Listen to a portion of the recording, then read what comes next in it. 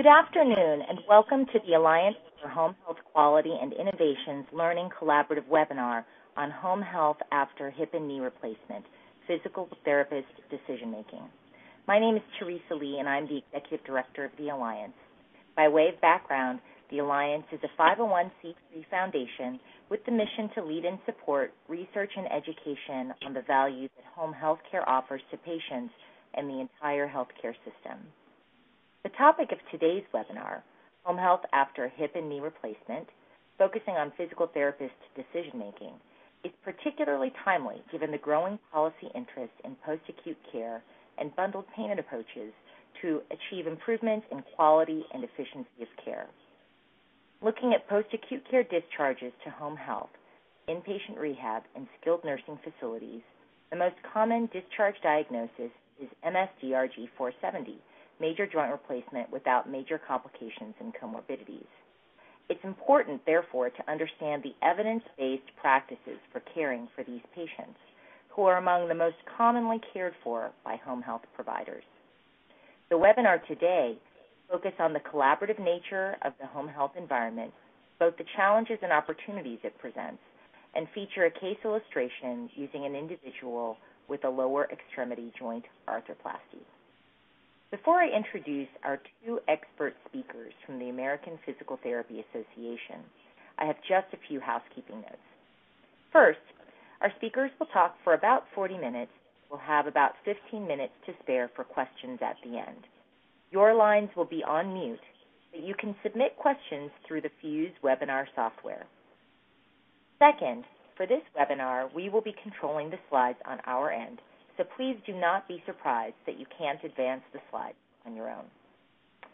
Third, and finally, we will be posting today's slides online on the Alliance's website after this webinar. We are also recording the webinar so that it can be available to those unable to watch live. I'm pleased now to introduce our two expert speakers presenting today. Lisa Culver is a senior specialist in clinical practice in the Department of Practice and Research at the American Physical Therapy Association.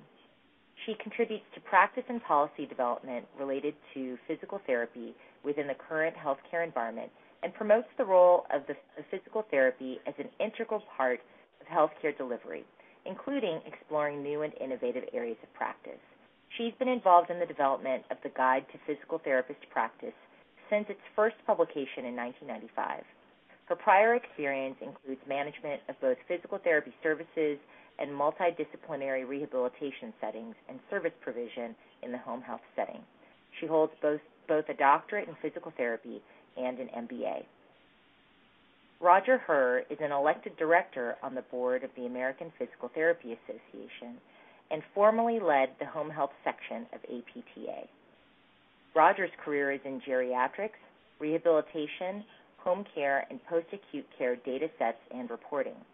Roger has worked in 7 settings of care, with the majority of post-acute care focused in home health and hospice. He has served as a clinician, analyst, manager, director, and external site visitor for accreditation. Currently, Roger is Vice President for Quality Management at Independence Care System, a not-for-profit integrated managed long-term care plan in New York City. Roger has degrees in biological science and physical therapy from Temple University and a master's degree in public administration. Without further ado, I will turn this over to our esteemed speakers, Roger and Lisa.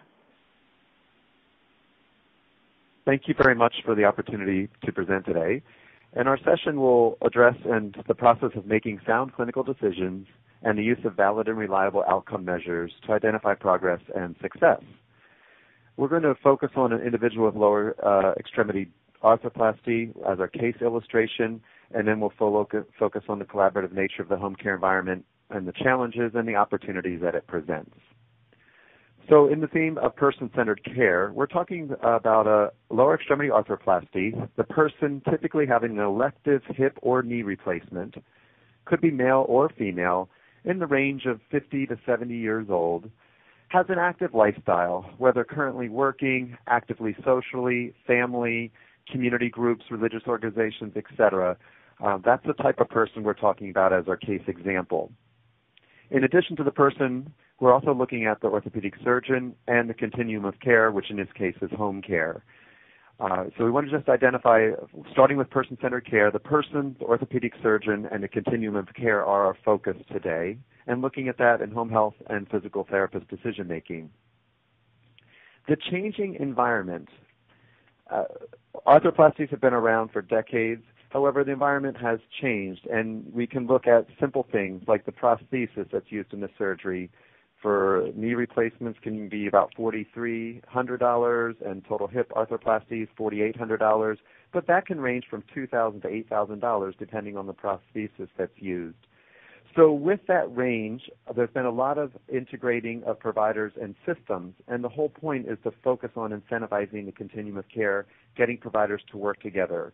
Some of those incentives may be in your area, which include accountable care organizations, the post-acute care bundling and orthopedic bundling that we're seeing with different payer organizations out there, and then the larger post-acute care reform, and we see that happening in home health, inpatient rehab, skilled nursing, outpatient, and all other providers that work in that continuum.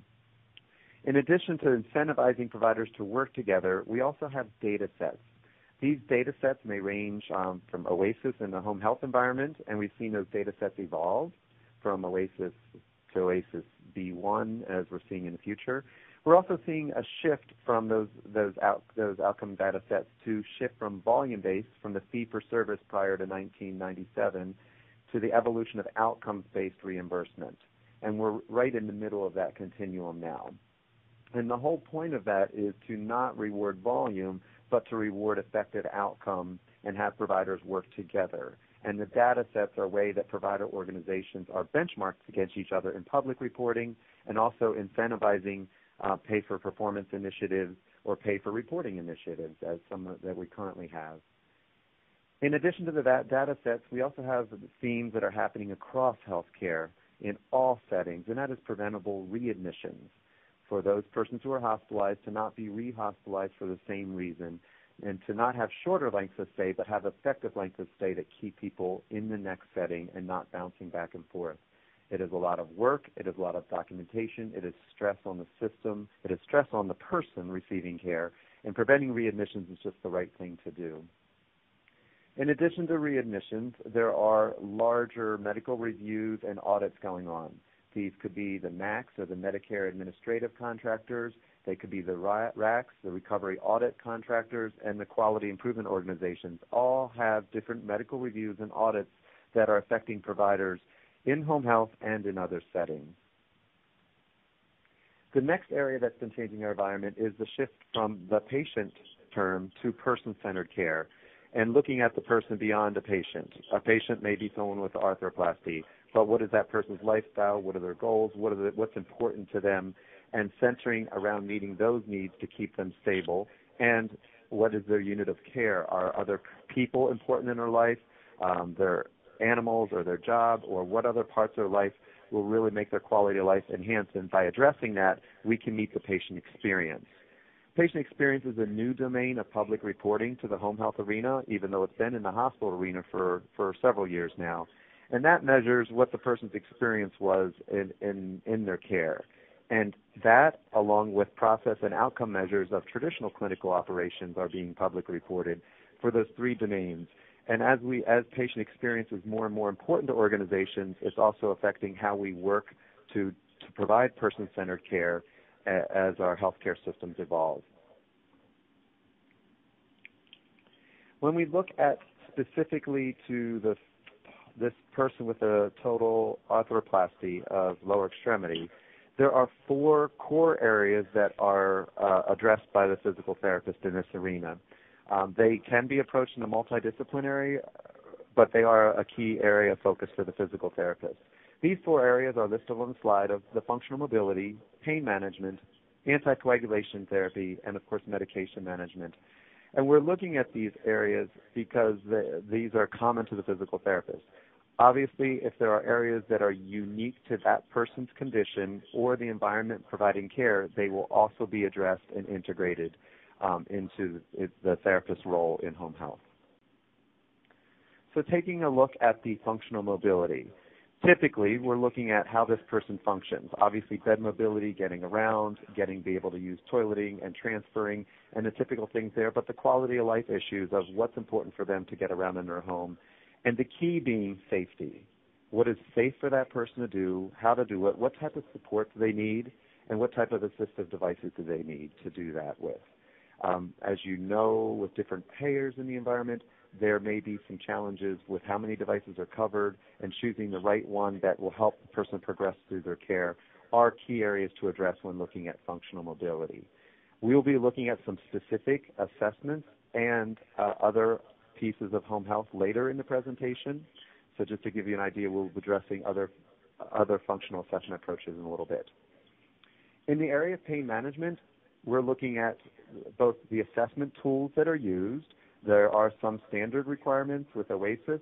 However, what other tools that are being used by people, such as the 0 to 10 Likert scale, and also besides how we assess it, what are the person's expectations? With this procedure, are they expecting to have pain? Are they expecting to be pain-free? And understanding that person's expectations so that you can better support them for a realistic and successful outcome for their care. Two other key areas that are related to orthopedic care are the anticoagulation therapy. And there is a range of approaches in managing anticoagulation, from some surgeons using nothing to others using very prescriptive protocols in the type of anticoagulation and how it is managed and who it's communicated with. With that variety of approaches, it is very important to understand that physicians' practices and expectations. And this is where often many home health organizations use a lead therapist or a person partnering with the marketing team to understand that physician's practices, a key contact, and to be a liaison with the rest of the clinical team to help support consistency in the anticoagulation therapy management. In addition to that, there is efficiency in care. Some organizations use a CLIA waiver, which stands for Clinical Laboratory Improvement Amendment, to use a person-centered device that a person can do on their own. An example is with warfarin management. That can be managed long-term in cardiac patients, and there's a patient device that is out there. And if your organization has a CLIA waiver to train and educate their clinicians and competency them, then you can use that to then monitor that in the home versus sending the person out for lab values or blood draws or other types of ways that anticoagulation therapy is managed for those persons on warfarin or the brand name of Coumadin. In addition to that, you also need to look which types of clinicians are needed for that. Whether you are taking a PT/INR value or monitoring that in the home, that can be done by a nurse or in many states by a therapist. What's important to look at is how many clinicians are entering the person's home, which are the best clinicians for that person to be doing that, and also to reduce any error with having a revolving door of different clinicians coming and going to get that done, and can that be something your therapists do in your organization, as some places do that. We'll provide some other references where you can identify state practice acts and some other pieces as tools to better understand that later in the presentation. In addition to anticoagulation is the larger issue of medication management. And there are some rules with that with OASIS and Medicare. The first is the conditions of participation by Medicare, and the second is the OASIS data set. Within OASIS, there's several questions asking about oral, injectable, and other medications and how the person is managing them. They are focused on how the person is managing them, not actually providing it for the person receiving care. The conditions of participation require that all medications are documented and signed by a physician and reviewed for any duplication or interactions. And there are different tools for getting that done, and we do have some support resources for you on the APTA website. This is just a screenshot of that website, and as you can see under the general information, the second area down is an official statement by APTA of the therapist's role in medication management, and this statement has been referenced by CMS in some of its final rules related to the therapist's role in medication management and regarding OASIS, etc. So if you want more information, that is a document there. The website address is at the top of the screen on this slide.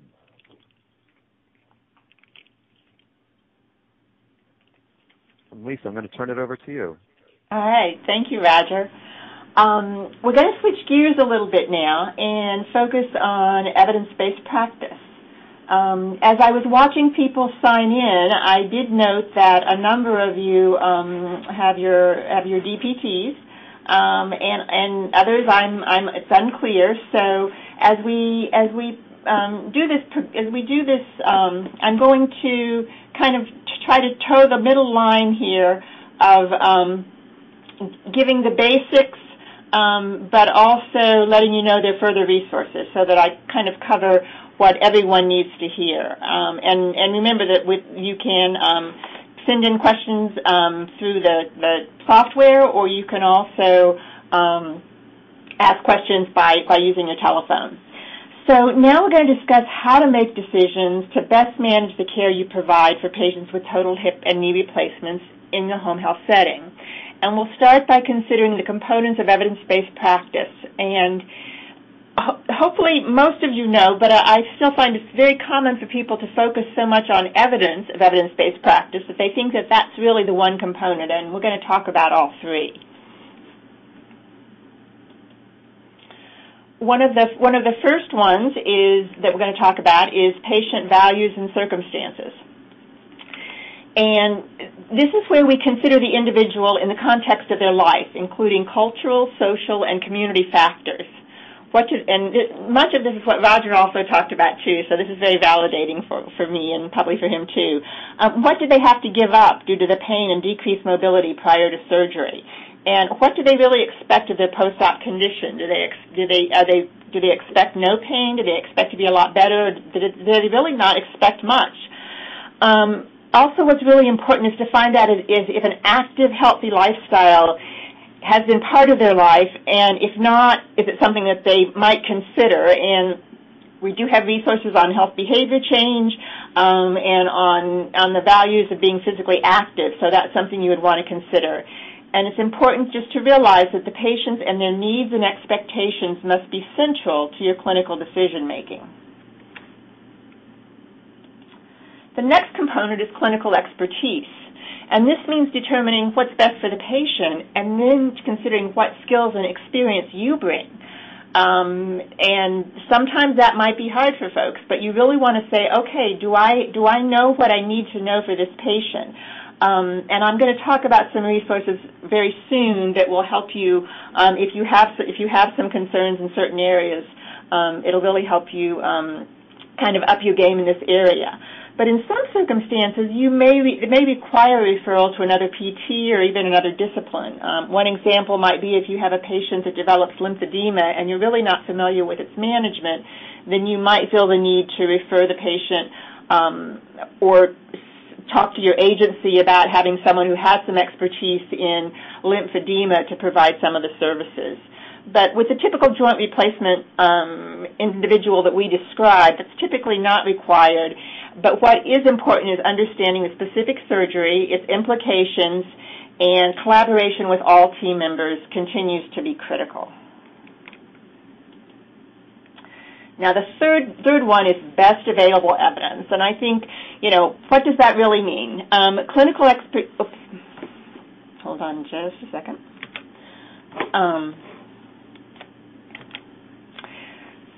The third and often most daunting component of evidence-based practice is best available evidence, what it means and how to apply it in your settings to your patients in the context of the other two components of evidence-based practice. And I think that's one thing that's important to remember. Don't forget the other two components. But in talking about evidence, I'm going to introduce what some of you may already know about, but it's called PT Now. And when you're looking for best available evidence, you typically go to maybe PubMed or Pedro. There's other databases. The Research Institute of Chicago has a database that has a lot of research on it and a lot of information on outcome studies. And actually some of that is highlighted in PT Now. But I'm primarily going to focus on PT Now, APTA's web-based portal for evidence-based information. what questions do you need to consider when you're entering an evidence-based information source? You need to consider what you need to know about the best way to manage your patient. And as you look for evidence or research, consider, is there evidence on the topic? Are conclusions among different pieces of evidence the same or different? How strong is the evidence, the psychometric properties? And we'll discuss psychometric properties a little bit more coming up. Does the evidence on this procedure match your patient? So is the research, when they describe the subset of individuals that they used and who they excluded, the inclusions and exclusions they used, is your patient in the inclusion group? And if not, how do you use it, or do you use it at all? And what if you can't find anything? Now, answering all these questions is beyond the scope of this webinar, just based on time alone, but there are references APTA has that will assist you in that. And as mentioned before, our emails will be on the final slide, so be prepared to write those down, and you can contact me or Roger for additional information on these topics. So here's a clinical summary that is that's something that you will find in PT Now, and this one is specific to total knee replacement. And this clinical summary includes information such as the compartments that can be replaced, the different kinds of fixation that can be used, and surgical approaches, and the implications for each one of these. So you can use this for general information, or when you get a specific patient, you may want to go and go, okay, it was this compartment, and it was cemented, but it was actually it was a hybrid, so it was a little of both, and this was the approach, and so kind of refresh your mind on what you need to know about that specific patient. And then we start to look at the examination. So you've got your background information. For those of you who kind of remember your class on general statistics in your questions, your clinical questions, your background question is where you want to learn general information. And now we're going to focus in on the individual patient. So we're going to start considering examination. And so now it's time to really discuss measurement.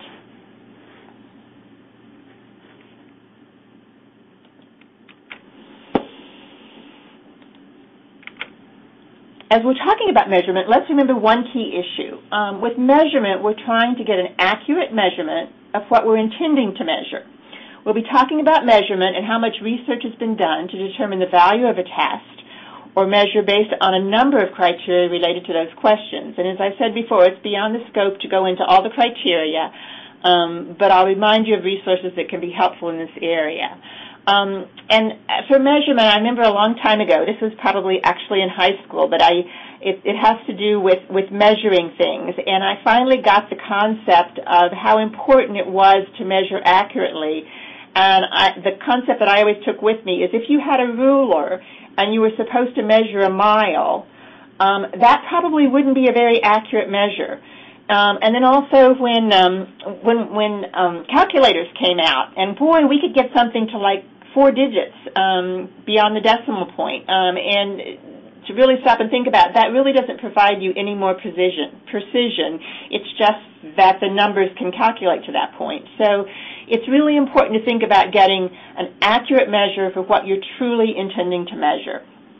So why do we measure? We want to determine a patient's initial status, their progress toward goals, and their status at the conclusion of care.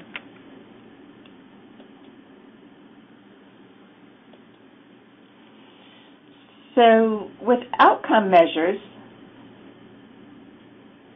hold on just a second here.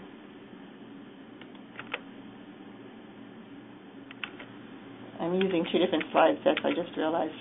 Okay, so what's different about outcome measures? Outcome measures are taken at the beginning, during, and at the end of an episode of care. And to be the most meaningful, they should be at the level of the person, although we do take measurements at the level of impairment. It's important to keep track of range of motion. It's important to keep track of strength. But when we talk about outcome measures, we're really more typically talking about body functions beyond body functions and structures. So let's talk a little bit about what standardized means, and here's where we really start to talk about psychometrics. So this first example is one that you likely know. We're going to talk a little bit about the 10-meter walk test. Now, first, the 10-meter walk test is the test, and it's very standardized. It's got very specific instructions in terms of what you say to the patient, how you measure the limits, with a normal comfortable speed, exactly what you're supposed to say. If you're doing the maximal speed trials, exactly what you're supposed to say. How much time they have to accelerate and decelerate. So it's a very standardized tool so that you hopefully get this a consistent measure from person to person and from patient to patient. And in this case, they've looked at it for hip fracture. So the 10-minute walk test has been applied to a variety of patient populations. So here are the instrument properties that were found for hip fracture specifically. And so you can see in the middle there's a number of things that haven't been established, but there is some information on minimal detectable change, which really is more a statistic number than a clinically important number. And there is some standard error, but there is some reliability noted. So if you really want to be able to say the measure means something from one test to the next, then it has some value in terms of that.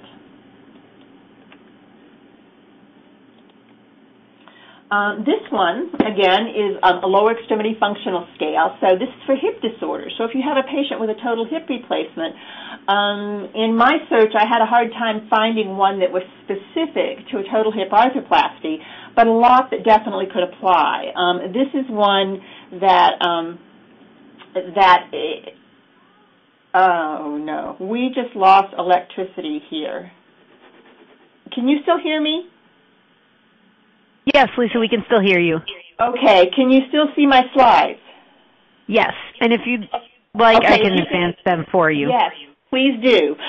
Okay, so right now I should be at the one that at the top says lower extremity functional scale for knee disorders? I have for hip disorders. So. Okay, go one down. Okay. So, and so here's another example, though. It's been tested on a couple of ones, and here it's for knee disorders. So let's go to the next slide, please. Now we've got now we have the psychometrics for the 10-meter walk test. No, actually for the LEAF. So if you look at here, what you'll see is that yeah. Slide number you're on? Well, my slide numbers aren't going to match yours because you have some at the beginning and the end. I can do the slides. Okay. So I'm on 21 on the ones we sent in, Roger. Great. So here, this one has the minimally clinically important difference. So that really shows you that's valuable, and it has more things in terms of standard error. So in general, this gives you more psychometric properties than the previous one. Next slide, please. And I wanted to give you just one more example to show that for the knee, there are more tests, and this one was specifically for total knee replacements. And one point that I would like to make here is that you can download tests from PT Now, that those tests that they have been able to include so far are ones that they also have gotten permission for you to download and use, which is often a real challenge because you need to get permission from the user. So you can download the test here if you want, and you can see that for minimal detectable change, they don't have anything. Next slide, please. All right, so instrument properties.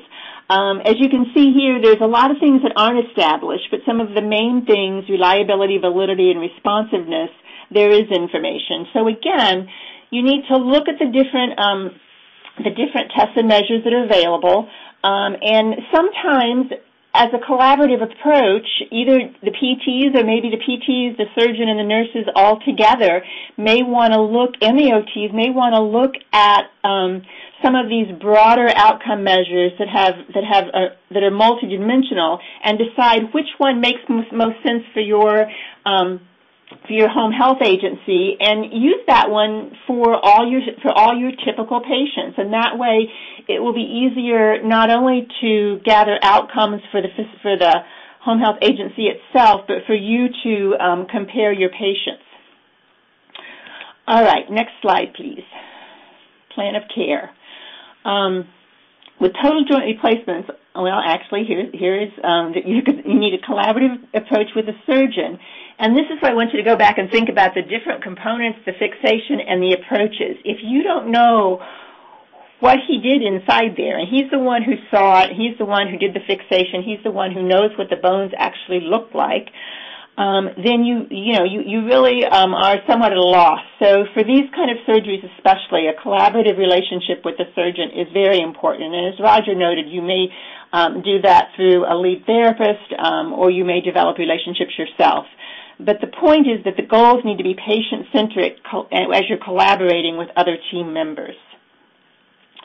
Next slide, please. Now here's a page for the intervention section of the clinical summaries that we've gone through. They all are together. So the 4 pages that I'm showing you will all be together in the clinical summary. But now there's the intervention piece. And here you can see a whole variety of things that should be familiar: range of motion, joint motion, including patellofemoral movement, strengthening. So just a variety of things. And again, this is background information, very valuable background information, so that you can consider all the different things that you need to be aware of as you're determining the interventions and the response to the plan of care. Next slide, please. And now this is back to, I think that the lights went out here, and they're still out about the same time that I was going to talk about this slide, the first one, but this is the second slide from this particular article. And it's really first of all, the title of it, as you'll see to the left, got a long title, but the key point is expert consensus, and it's a Delphi study. So in terms of evidence, this article would not have psychometric properties per se, because it's not a research article, it's expert consensus. And in the hierarchy of the quality of evidence, if you're using the pyramid, expert consensus is considered evidence, but it's considered the lowest level. But at the same time, you're really talking about this being an expert consensus among experts in Canada and the U.S. The circle means that they thought that the intervention was somewhat appropriate, and the diamond means very appropriate. Next slide, please. And then here's just a continuation of the previous slide with some more activities. And also the article includes some outcomes to be routinely assessed or monitored. And what you might do with that is, if you take a look at that article, you might match those up with some of the outcome measures for joint arthroplasties that do have multiple domains, to see if the domains are included in there, and that would be something that would help you decide whether that might be a good one you would like to use. Next slide, please. So here's the Knee Society score. Now, what I've attempted to do is give you a taste of what information is available to make sound decisions on the management of your patients. And at the end of this section, and I am kind of at the end of my section now, we're going to talk, and of course the lights, well, my computer screen just blinked, so I think it might be coming back on. Sorry for the drama. So this is the Knee Society score. So we're going to kind of look at this as a group and talk through it. So this one, it's Knee Society score for total knee replacement. So it's specifically for total knee replacement.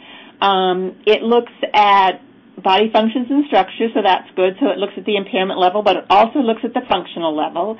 And as you look at what it measures, it has a lot of things that really look very appropriate. Next slide, please. And I also provided you an example of the scoring sheet, and looks very usable for a clinician. Next slide, please. And then here's the functional parts. And next slide, please.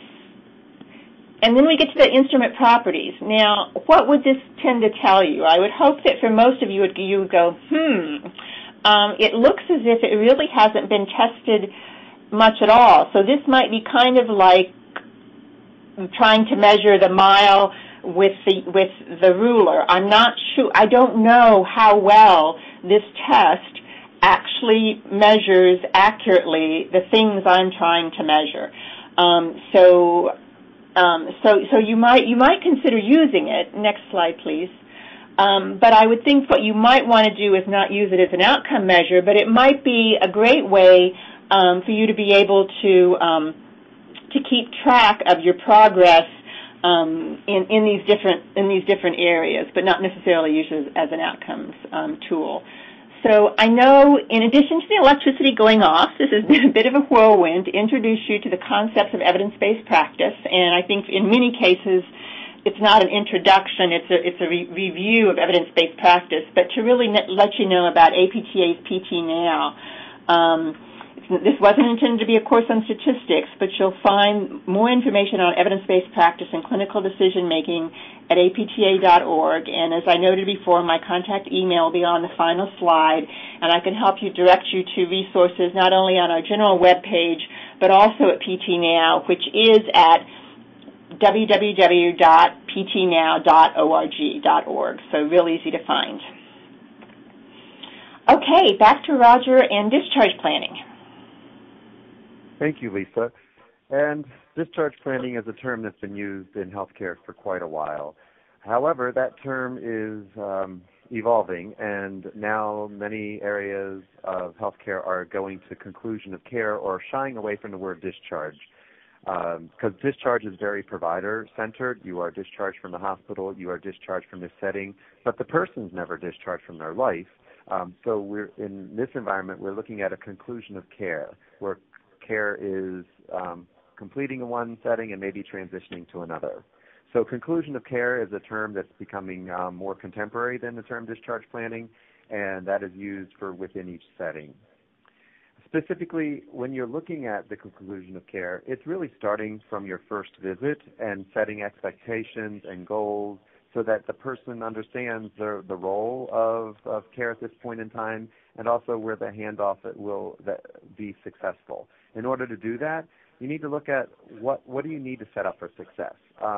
In general, it's understanding timing, and that timing is also flexible on the person's progress.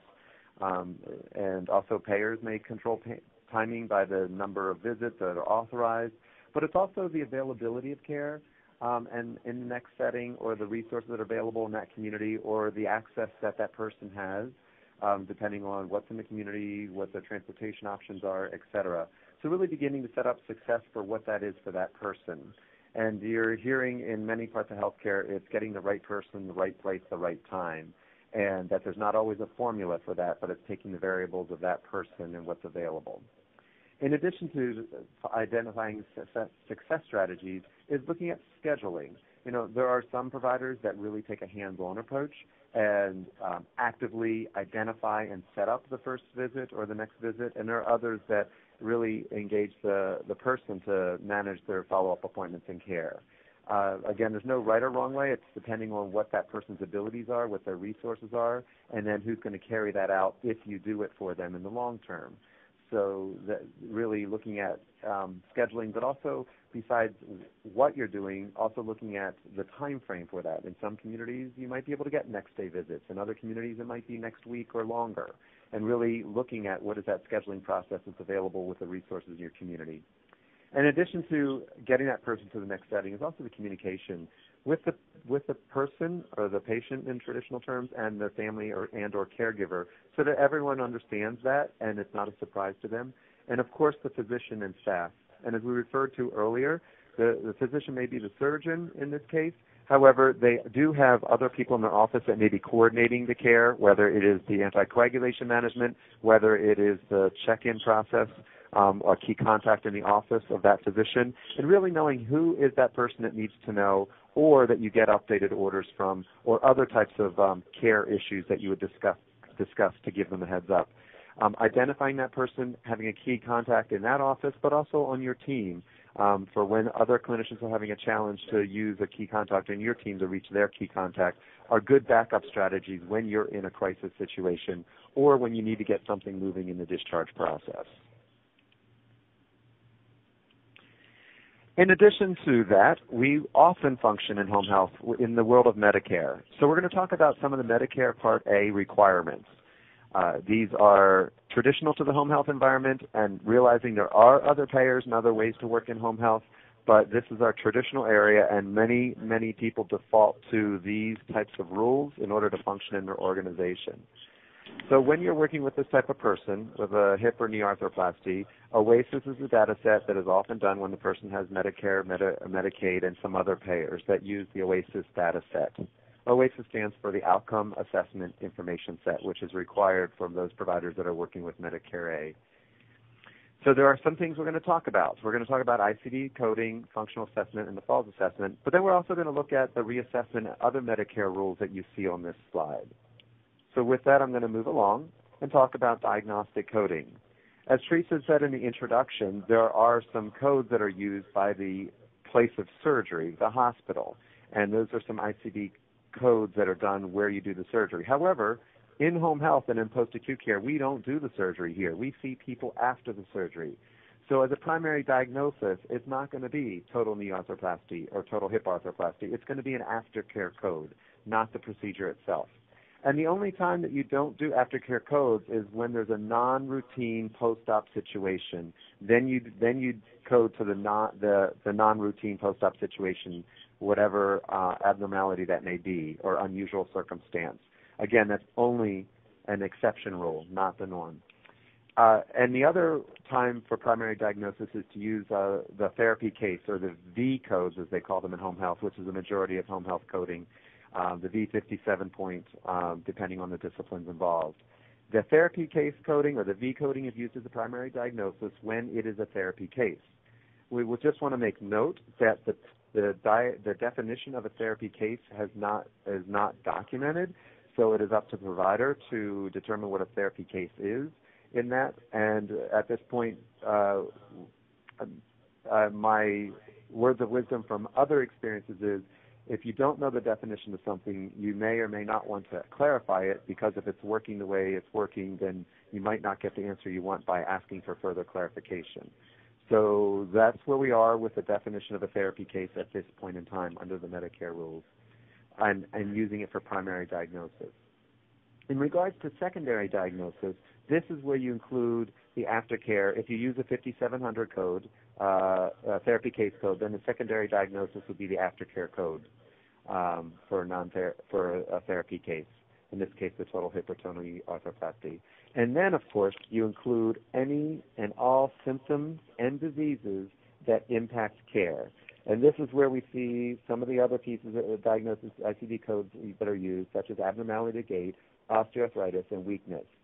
One notation is, however, that pain is a normal part of aftercare for this type of surgery, so pain would only be used in ICD-9 coding when it is extraordinary pain that is not part of the normal aftercare for this or any diagnosis that's previously listed. So just wanted to identify that pain is only used in extraordinary situations that are not part of the normal aftercare code.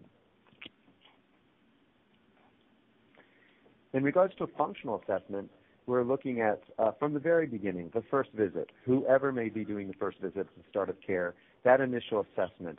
And when you have multiple disciplines entering a home within that window of the start of care period, you want to integrate all the assessments to get an accurate identification of how the person is functioning. As people do vary over time of day and with different activities, it's important to get that. And many organizations use a team conference, or they use a functional note or other ways to communicate that with the person doing the start of care.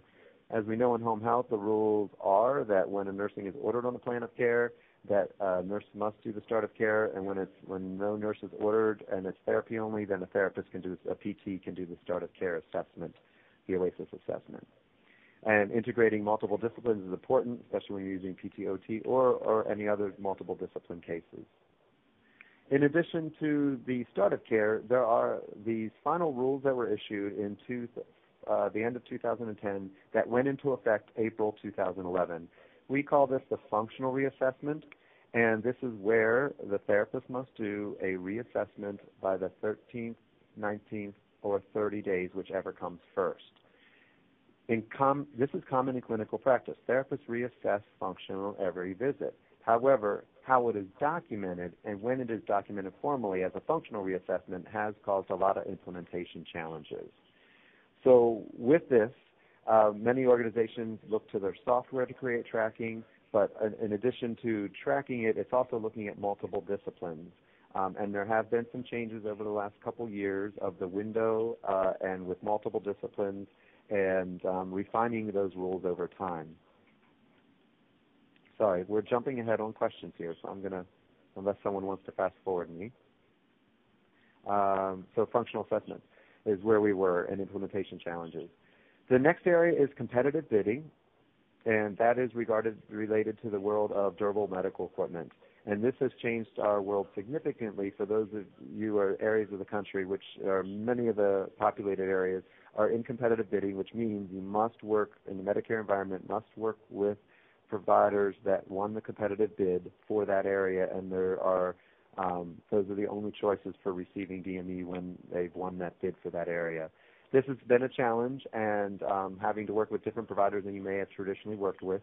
So it's just made more of a challenge in trying to support function with the right device for the right person, but also working with the right provider at this point who has a competitive bidding for those persons with Medicare or Medicaid. If you want more information, we point you to the CMS resources in addition to the APTA ones previously identified. As CMS does have some information on the DME, as you can see at the top of this page, the addresses at the top, and then we also have face-to-face and therapy and skilled nursing, some other common questions that are out there. There are resources, and we just wanted to point you to them for quick reference in your practice. Another resource is the home health section of APTA, and the reason for mentioning this is that there are some podcasts and some other recorded pieces here, and also information regarding the therapy rules that we were just talking about and the reassessment piece. And then the other two areas of Medicare are the face-to-face rules, or commonly abbreviated on this slide, and the term skilled maintenance. We're going to focus on face-to-face because this is a new rule that came into effect where the physician, in addition to writing orders and signing a plan of care, has to do an attestation. And this is an additional documentation that the physician has to do, and the physician may have a certain designee see the person for the face-to-face, but the physician must actually do the documentation of the face-to-face.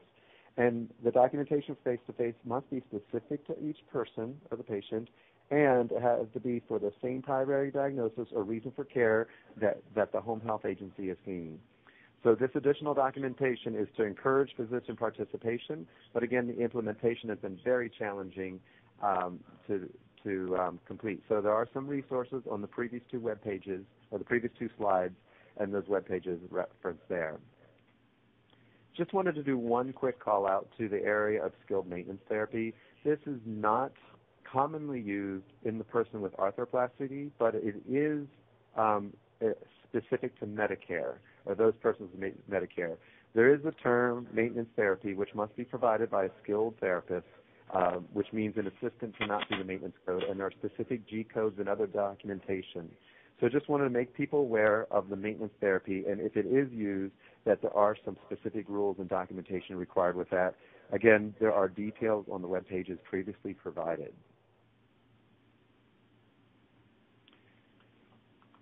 So at this point, just wanted to say today we were focused on physical therapist decision-making and making for persons with total knee or total hip arthroplasty. Then we discussed the patient, the surgeon, and the providers involved. And in this changing world of person-centered care and the continuing care, we're really trying to focus on the evolving resources for therapists in practice to do assessment, intervention, outcomes, and to meet the regulatory rules and requirements that are out there in this setting.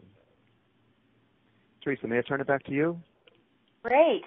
Thank you both so much, Roger and Lisa. That was just terrific. And we do have a few questions here that have been posed through the webinar chat box.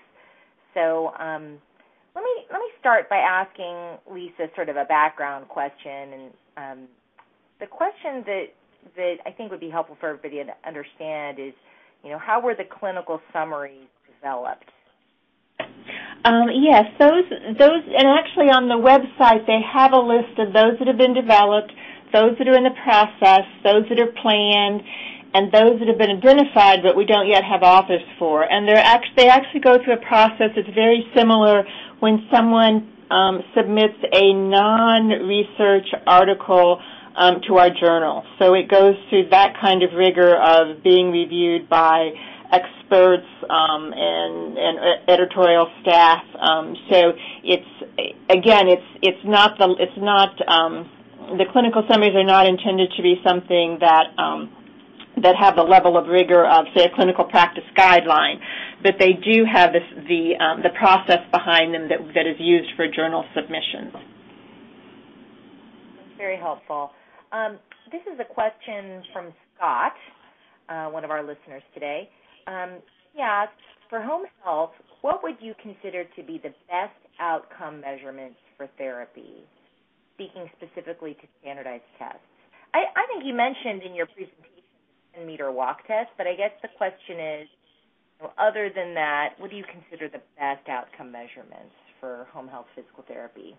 Well, and that's one of the questions that we don't answer, because saying what's the best depends on a variety of factors, and so it's incumbent on those using the process of evidence-based practice to look at what's available, to look at the different psychometric properties, to decide which, in your estimation, based on your patient population and the psychometric properties, is the best that you decide to use. I often use the example because for years now we get calls, and less now, but saying what's the best outcome tool for our clinic to use. And I tell people that it's kind of like buying a new car or a car. There's really not the right answer. There's so many factors that go into it that you need to consider it. But the ones that I presented today are some that I would consider that folks would want to investigate, because they are ones that have been identified as having strong psychometric properties in some cases. Thank you. That was a great answer. I've got another question here. This is from Carlo. He asks, and this I think it's for Roger, does the 13th, 19th, or 30th visit have to be a reevaluation visit, or could it be a regular PT visit made by a supervising PT? So I would point you to the resources to clarify, but it needs to be a visit. You need to check the rules if it's a single discipline case or a multidisciplinary case, and make sure you're counting the visits and there's no missed visits or undocumented visits. There's a lot of challenges in there. The point is the therapist, the type of visit, I'm not clear. That's probably something your organization does, to categorize types of visits. What's important is, was the reassessment documentation completed?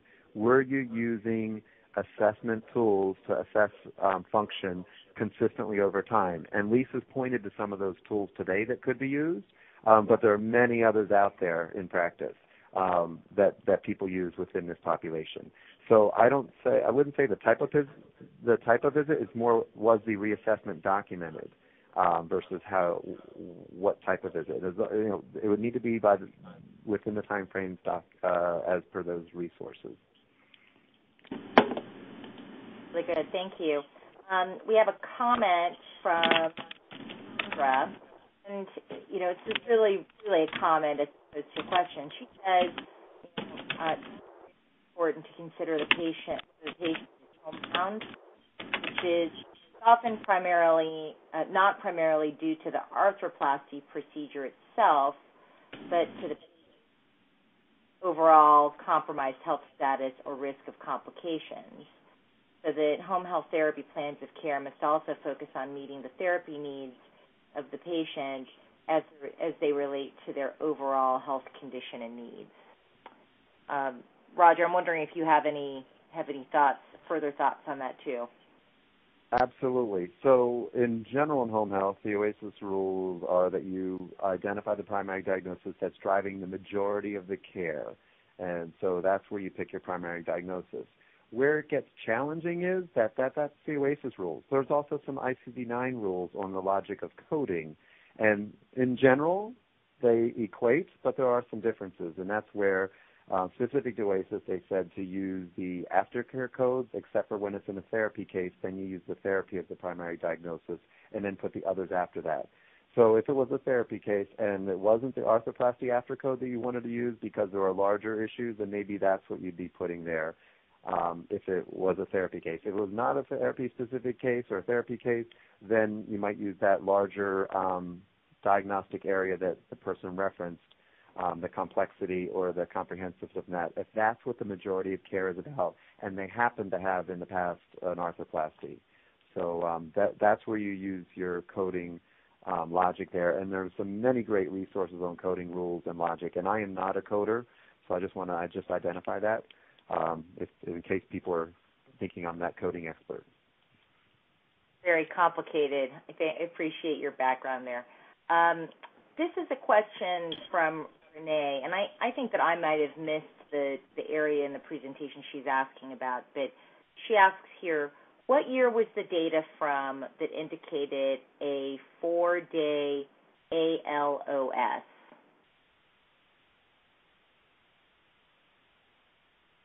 I don't think we referenced that in the presentation. That was not me. Yeah, it wasn't me either. Okay, all right. There was a question that showed up in the chat box, and I don't seem to be able to answer it directly, but someone was asking if they were going to be able to get a copy of these slides. And so, yes, you're going to have them posted, right? So they'll be able to check to see which slide they thought we said that about.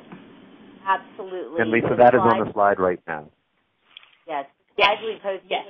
Oh, great. Okay, sorry. Absolutely.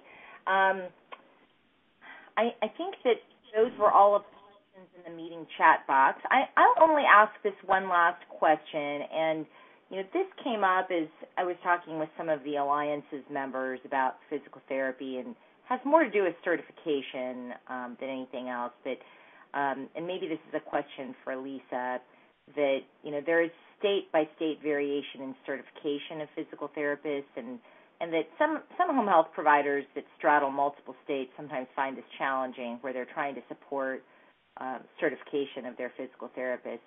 I'm curious as to whether there are any efforts to try to standardize certification to address, at a more national level, or at least address some of the state-by-state variability. Well, actually, it's licensure for PTs, which is the highest level of regulation. And PTs are licensed in all 50 states and the District of Columbia. But actually, that's a states' rights issue in terms of, just like your driver's license is specific to a state, physicians, nurses, a whole variety of providers, it's a state-level licensure. So there won't necessarily be a national licensure that we see coming anytime in the future. The test is the same, but each state has the ability to make that decision. But it is incumbent upon PTs to become licensed in the state in which they're going to practice. So, for example, when I was doing home health in this area, I was licensed in Maryland, D.C., and Virginia. And, yes, there was a process to go through all three of those, but that's kind of how our government system of states' rights versus federal rights works. Lisa. All right, I got clarification on the four-day average length of stay. It was displayed on the PT Now site for clinical management of total knee arthroplasty. So we don't need to answer the question right now, but it might be helpful for us to provide some feedback as we find it. Yes, and I'm sure that there's probably a place to communicate directly with PT Now on that web page. So if you go to ptnow.org to that site, so they can give me they can email me if they'd like, and I can follow up on that. Okay, terrific. Jen, can you flip to the slide with their contact information, please? Okay, very good. So I wanted to thank our speakers once more, Lisa Culver and Roger Herr, for their terrific presentations on our Alliance Learning Collaborative webinar today. You guys will be pleased to know that we had at least 100 participants today on the webinar and, hit our ceiling on number of participants. So for those who weren't able to make it, we'll have the slides posted on the Alliance website, and we recorded the webinar today, so we will be posting the playback of the webinar within the next few days. Thank you to each of you for tuning in today, and if you have any questions, you can reach out to Lisa or Roger directly, or you can reach out to me, Teresa Lee, at tlee@ahhqi.org. Thanks again, and I hope you each have a wonderful day.